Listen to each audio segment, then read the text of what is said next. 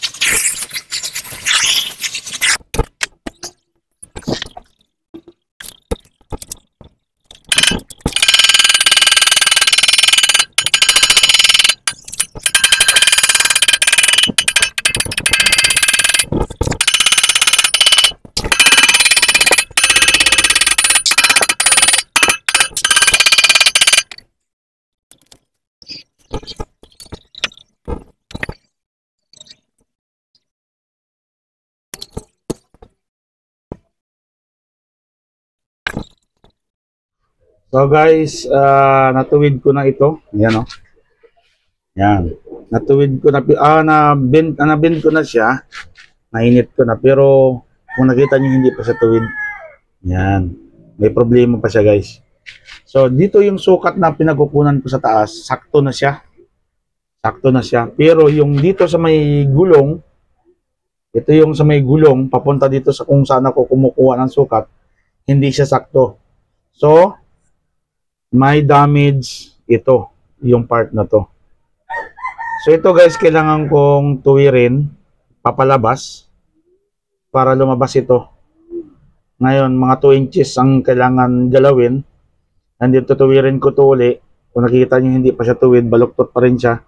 Tutuwirin ko to, ibabalik ko siya ng 1 inch para may 1 inch din dito na palabas. Tapos 1 inch dyan sa taas, pabalik doon. Para makuha yung eksaktong sukat siya guys.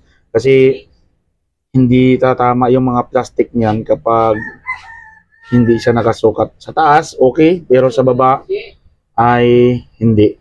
So, yun guys. Isa pang bira. Dito na naman sa may baba na to. Ito naman ang bibirahin natin. Okay.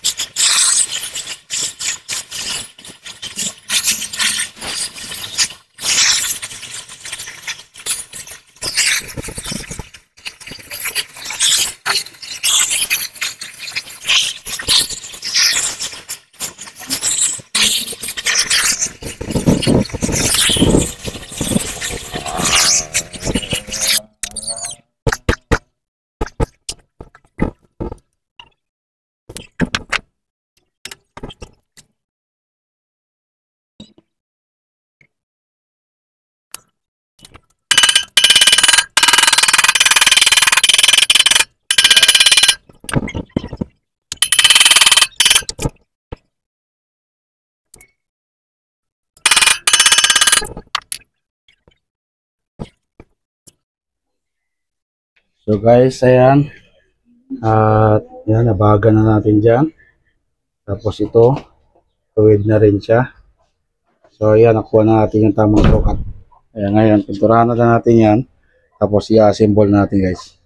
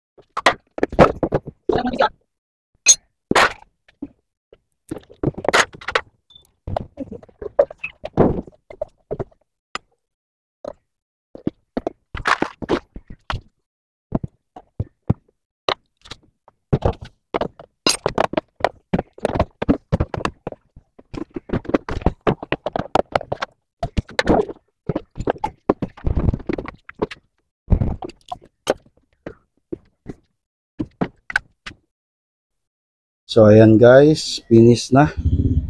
Ayos na yung ating kaya lang may mali dito yung nabili nilang plastic. Ayan o, hindi magkatugma.